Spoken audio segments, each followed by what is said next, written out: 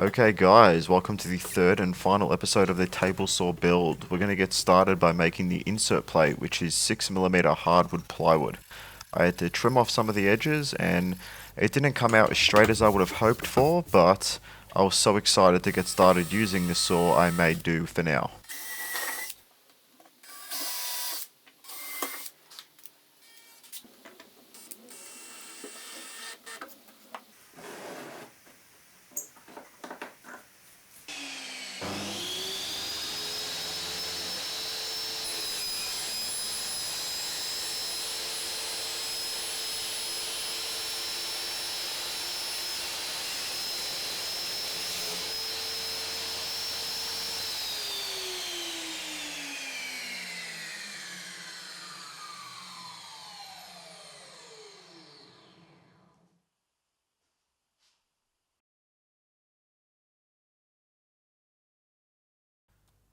I gave the entire body of the saw a pretty aggressive sand with 120 to get rid of all the glue marks, some of the print marks left by the manufacturer, and of course the pencil marks.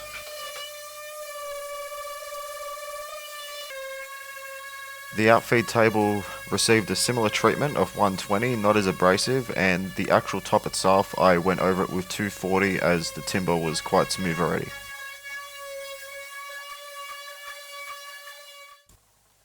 The table top and fence received a very generous amount of water-based. I prefer to apply water-based here just so everything slides quite smoothly once it's dry.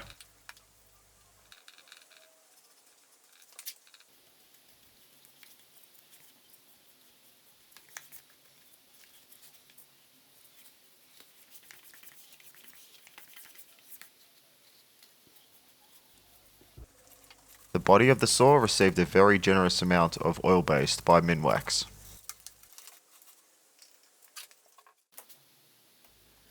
I'm adding a sticky back tape measure on. It's pretty rare for my hardware store to stock these, so when I did find them, I decided to buy all four.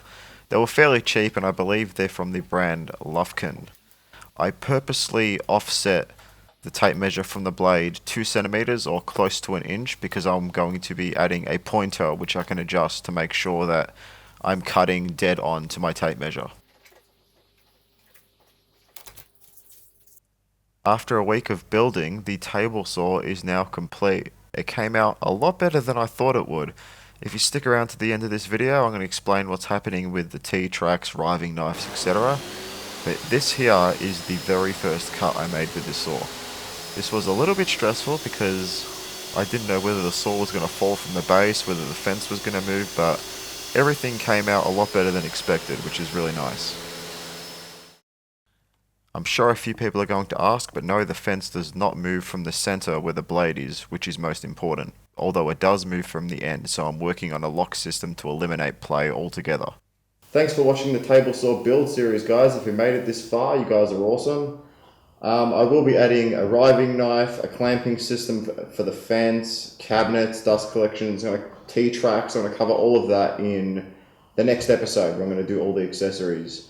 So yeah, there's a lot of recording with this one. I really have a great appreciation for all the woodworkers out there on YouTube because I now understand how long it takes to make a video, especially with all this dust. So stay tuned for the next set of series. I really want to focus on the riving knife because I have had kickback before on a previous table saw and it scared the hell out of me and it made me stop woodworking for over a month. So that's probably the biggest priority, then the T-tracks, then the dust collection. So yeah, it was a really fun build. I don't really have plans on it. It was based off Powerson's woodworking, his YouTube channel. He's a really great woodworker. A lot of inspiration from him. And of course, you might know me from my first episode, shout outs to Jay Bates. That guy really got me into woodworking, really inspired me to make stuff. So thanks guys, and I'll see you in the next video, which will hopefully be soon.